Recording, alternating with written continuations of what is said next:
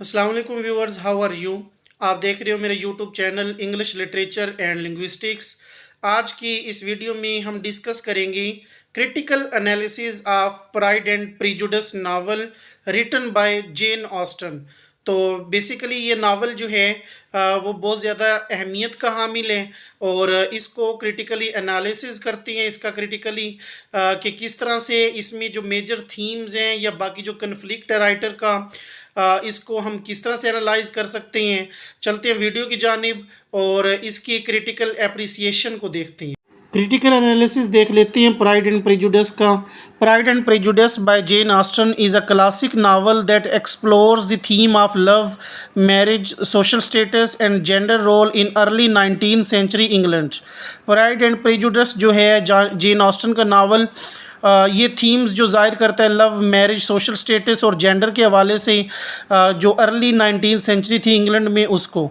The novel is known for its wit, humour and historical critic of society.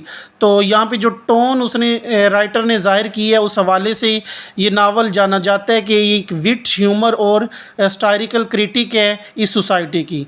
One of the strength of the novel is its characterisation. तो इस novel की सबसे बड़ी जो strength है वो characterization है। Austen masterfully creates a cast of memorable characters each with their own quirks, flaws, and virtues.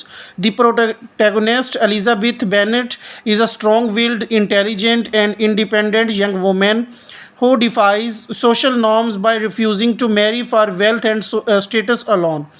तो एक तो इसमें जो स्ट्रेंथ है वो करेक्टराइजेशन है। ऑस्टन जो है वो मास्टरफुली इन मेमोरेबल जो करेक्टर्स हैं उनके फ्लाज वगैरह, विर्चूज़ वगैरह को रिप्रेजेंट कर रहा है। और इसमें जो प्रोटैगनिस्ट है एलिज़ाबेथ बेनेट, उसको एक इंटेलिजेंट, इंडिपेंडेंट और एक नौजवान औरत के लिहाज से दिखाया गया जो सोशल नॉर्म्स मतलब जो सोशल नॉर्म पे ज़ाहिर कर रही है और जो रिफ्यूज़ कर देती है शादी से दौलत के लिए और जो उसके स्टेटस है उस वजह से। हर love interest mister Darcy is initially portrayed as haughty and reserved, but as the novel progresses, he is revealed to be a man of integrity and depth of feeling.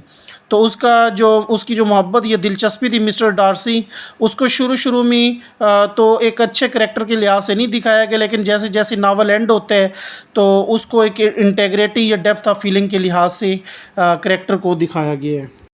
Next, the novel also offers a critique of the rigid social hierarchy of Austen's time.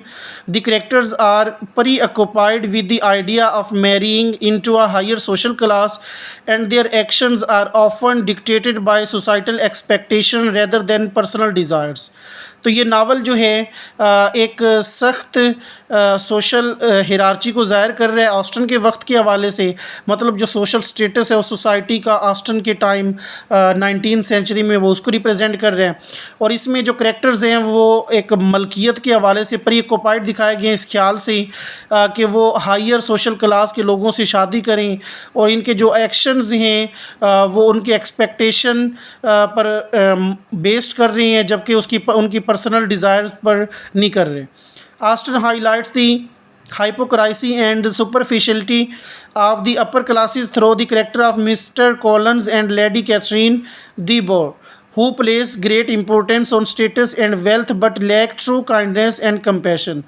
तो Austin जो है वो highlight करते हैं उसकी जो upper class है इन character के ज़रिए, मिस्टर कॉलन और लेडी कैथरीन के ज़रिए, जो कि ज़्यादा अहमियत की हामिल रखती हैं स्टेटस में और ज़्यादा दौलत होती है, लेकिन उनके पास हमदर्दी या रहमदिली की कमी होती है। तो बेसिकली क्रिटिकल एनालिसिस में ये बड़ी इम्पोर्टेंट एक पैसेज है या एक बड़ी इम्पोर्टेंट जो सोशल स्टेटस को ज़ाहिर किया गया है, बहुत ज़्यादा अहमियत का हामिल है।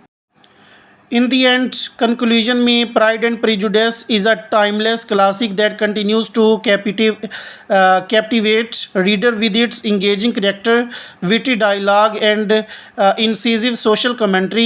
While it is not without its limitations, it remains a valuable piece of literature that offers insights into the social norms and values of Austen's time. तो conclusion में वो कह रहे हैं कि Pride and Prejudice जो होता है वो एक timeless classic एक नावल है जो अपने रीडर्स को इस तरह से बयान करता है कि इंगेज रखता है करैक्टर्स के हवाले से। उनके जो डायलॉग है इसमें नावल में, जो इसमें सोशल कमेंट्री की गई है, और इसमें ये भी बताया गया है कि इनकी ये लिमिटेशंस के बगैर ये सब कुछ नहीं है, और ये एक पीस ऑफ लिटरेचर को ज़ाहिर कर रहा है। जो सोशल नॉर्म्स वगैरह इसमें हाईलाइट किए गए हैं, और इसमें ऑस्टन के वक्त कोई वैल्यूज़ जो हैं वो उनका तज़किरा किया गया है।